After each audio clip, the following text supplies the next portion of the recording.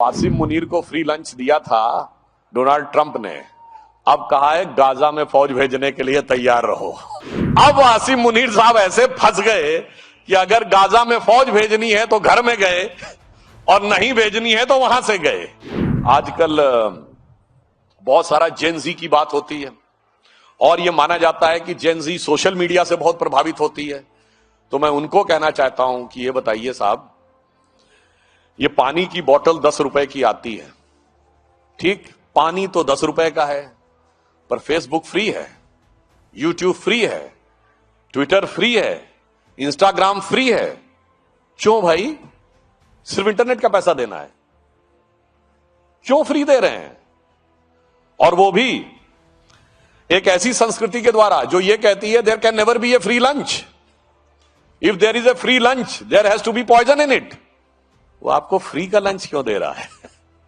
Free में क्यों दे रहा है? इसका मतलब कुछ ना कुछ आपके दिमाग में वो चीजें लाई जा रही हैं, उसे समझना चाहिए। और वैसे भी एक और मैं बात कहूं, थोड़ा सा विषयांतर होते हुए, फ्री लंच जब दिया जाता है, ये अमेरिकन प्रोवर्ब है। तो आसिम मुनीर को फ्री लंच दिया था डोनाल्ड ट्रंप ने। अब कहा है गाजा में फौज भेजने के लिए तैयार रहो। मतलब ये समझना चाहिए कि अगर बुलाया गया है, अब आसिम मुनीर साहब ऐसे फंस गए कि अगर गाजा में फौज भेजनी है तो घर में गए और नहीं भेजनी है तो वहां से गए। इसलिए ये जस्ट मैंने सिर्फ आपसे बात की, इसलिए आज की जेन जी को यह भी बहुत ध्यान रखना है कि जो कुछ आपको बताया जा रहा है, जो कुछ आपको दिखाया जा रहा है, जो कुछ आपको समझाया जा रहा है, वो क्यों समझाया जा रहा है, इसको बहुत गहराई से समझने की आवश्यकता है। आपके ब्रेन्स को कैप्चर करके एक पर्टिकुलर दिशा में ले जाने के लिए, और उस दिशा से यदि बचना है तो माननीय प्रधानमंत्री जी ने कहा है कि ये अमृत काल है 2047 तक, और इस अमृत काल में हमें न सिर्फ भारत को विकसित राष्ट्र बनाना बल्कि गुलामी की मानसिकता के हर प्रभाव से मुक्त करना है। और गुलामी की मानसिकता का वो प्रभाव जो हमारे अंदर बैठा हुआ है, वो आज दुनिया को भी एक नया संदेश देगा। आपने देखा कि अयोध्या में धर्म ध्वजा और सोमनाथ में स्वाभिमान पर्व। अब देखिए, मैं सिर्फ कहूंगा काल चक्र की गति कैसे पलटती है। 1990 में आदरणीय अडवाणी जी सोमनाथ से अयोध्या की यात्रा पे निकले थे, और आज 35 साल के बाद अयोध्या में भव्य राम मंदिर बनके पताका बनाने के बाद प्रधानमंत्री जी सोमनाथ स्वाभिमान पर्व मना रहे हैं। यानी काल चक्र ने पूरी एक गति पूरी कर ली है। किसी को समझ में आए तो ठीक है, मानो तो मैं गंगा मां हूं, ना मानो तो बहता पानी। काल चक्र की गति किस दिशा की तरफ संकेत दे रही है, उसे समझना चाहिए। और अंत में यह भी ध्यान रखिए कि जो कहा था प्रधानमंत्री जी ने कि यही समय है, सही समय है, भारत का अनमोल समय है। हमें एकदम कॉन्फिडेंट रहना है कि भारत का यह वक्त आ गया है, और जेन जी को इससे यह शिक्षा लेनी चाहिए कि जेन जी के युवाओं जागो, पुनः नया युग आया है। जेन जी के युवाओं जागो, पुनः नया युग आया है, और भारत मां की शक्ति जगी है, धर्म ध्वजा लहराया है। और मैं, आदरणीय दत्ता जी यहां बैठे हैं, ये जो यात्रा हुई है 30-35 साल की, भारतीय संस्कृति के प्रति जिस प्रकार का आघात हुआ है, इसके बाद भी इस ज्वाला को, इस ज्योति को जिसने बुझने नहीं दिया, वो उस परंपरा के प्रतीक हैं। वी सतीश जी भी यहां पर बैठे हुए हैं, राष्ट्रीय स्वयंसेवक संघ से जुड़े बहुत से लोग बैठे हैं। आज वो जानते हैं क्यों नहीं धारा बुझ पाई।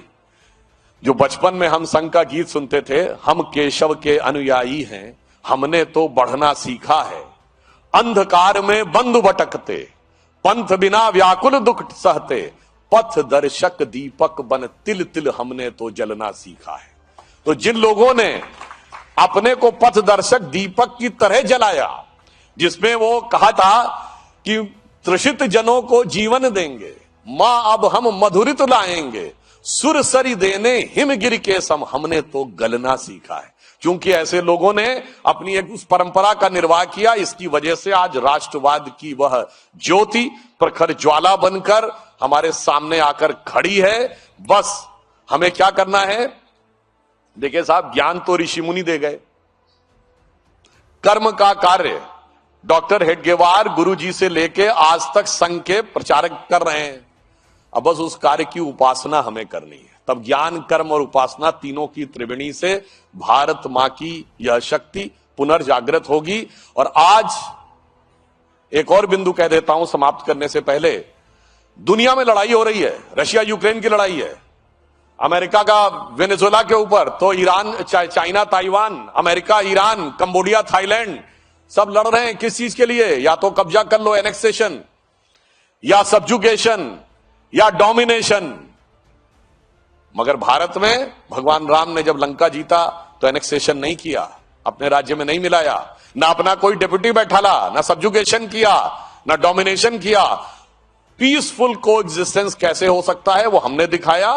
तो इतिहास के उन बर्बर आक्रमण के समय से लेके इतिहास के उस दौर में हमने जो दिखाया है, अटल जी ने इसको अपनी कविता की पंक्ति में बहुत अच्छे ढंग से कहा था। इसीलिए हम आज जीवित हैं कि दुनिया का इतिहास पूछता रोम कहां, यूनान कहां है, घर घर में शुभ अग्नि जगाता वो उन्नत ईरान कहां है, दीप बुझे पश्चिमी जगत के छाया जब बर्बर अंधियारा, तभी चीर कर तम की छाती चमका हिंदुस्तान हमारा। और शत शत आघातों को सहकर जीवित हिंदुस्तान हमारा, जग के मस्तक पर रोली सा शोभित हिंदुस्तान हमारा। इसलिए आप आश्वस्त रहिए, भारत के राइजिंग का समय आ गया है। बस हम वर्तमान को सही संभालें कि गौरवशाली था भूत प्राचीन काल, भविष्यत भी महान है अगर संभालें आप उसे जो वर्तमान है। धन्यवाद।